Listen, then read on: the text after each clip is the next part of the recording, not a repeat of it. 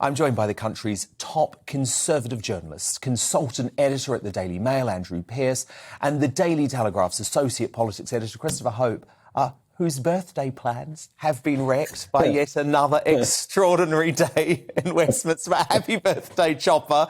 Thank you so much for joining us. So, look, I'll start with you. Are they coming for Brexit now, Christopher?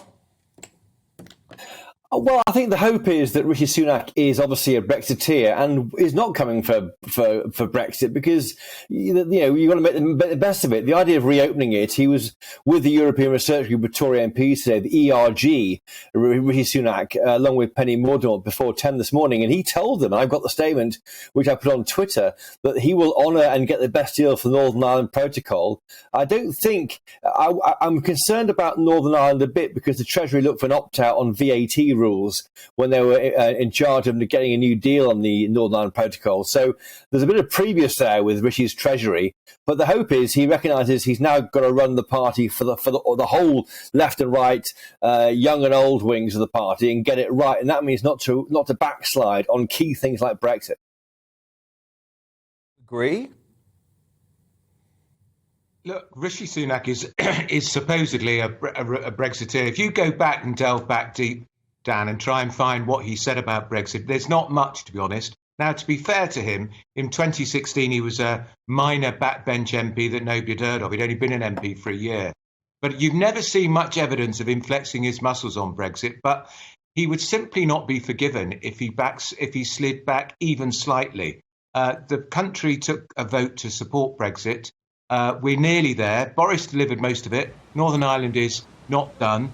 It's outrageous that it's still in the single market. It's effectively still in the European Union. They've got to get that sorted, but they mustn't sell out. But I've got to say about Guy Hand, do we really want to be lectured by a hedge fund type who have very little interest in anything other than profit? And this is the man who tried to buy the Millennium Dome, as I recall, many years ago and led us all on a wild goose chase. I don't think we need any lectures from him. And I do understand that BBC presenter has been taken off air for a week. She should be taken off air for a lot longer than that. Yeah, no, she should. Absolutely. I mean, it was a completely outrageous display.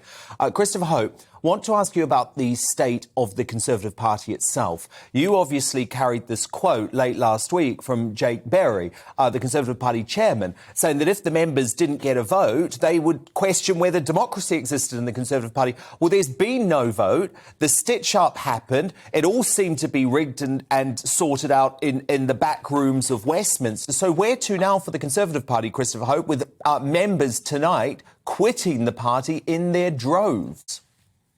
I think there's a real problem here with the Tory MPs tonight on the House of Commons terrace, and they do seem delighted they've put one over on the members who, rightly do all the hard work, all the grunt work. The next election will be on them, not down to the MPs. I mean, I think they feel. They had to move fast. They did move fast. They think these are Tory MPs. One said to me, "We're at our ruthless best," and they were quite happy to ignore the members. And that's why I was hoping that the vote would go to the members. Maybe Rishi Sunak might win. Maybe Penny Mordaunt might win. But at least if the members give a kind of a democratic wrapper on what's happened this week, it may also mean that the issue of Boris Johnson goes away. As it is, the Johnson mirage or the Johnson banquet at the feast remains for the Tory party. And if they start slipping back again in the polls after what I expect will be an initial boost, then he'll start agitating again for why wasn't it me? Why didn't I get a chance? They haven't really helped themselves. They've got a short-term fix for a long-term problem. It won't work.